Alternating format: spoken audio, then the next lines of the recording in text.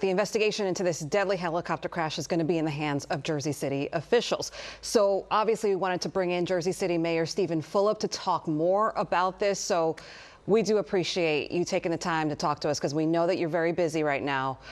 What can you tell us about what your teams have learned about this crash specifically?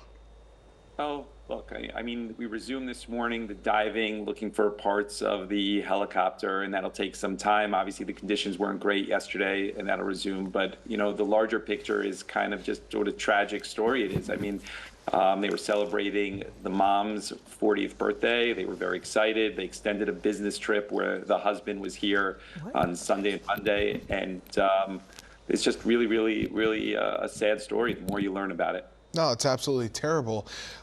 You've been in contact with the family. Have you been speaking to them? He was, of course, a major part of Siemens, the company over in Spain. Have you been talking to the company as well? So we spoke to the company this morning. They flew over an executive last night. I spoke with him this morning. We're working with them to help facilitate the medical examiner's release of the deceased so they could return back to Spain.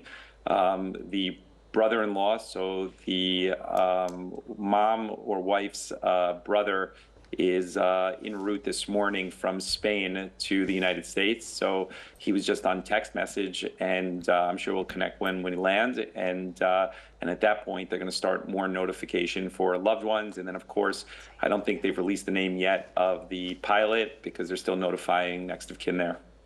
And what are your thoughts on these tourist helicopters? We know this is not the first deadly crash. Yeah, I think the reality is that you have to have some restrictions. I mean, it's a very congested airspace between Newark Airport, LaGuardia, JFK, and then you have all the news helicopters, you have the transport helicopters, and then the tourist helicopters.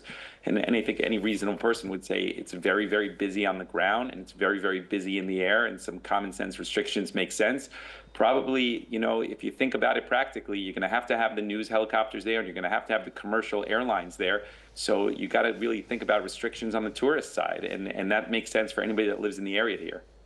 Finally, where do we stand with the investigation? Are the NTSB there? Other federal agents? Yeah, the NTSB is here, and they will, I believe, do a press conference later today. They've communicated that to us.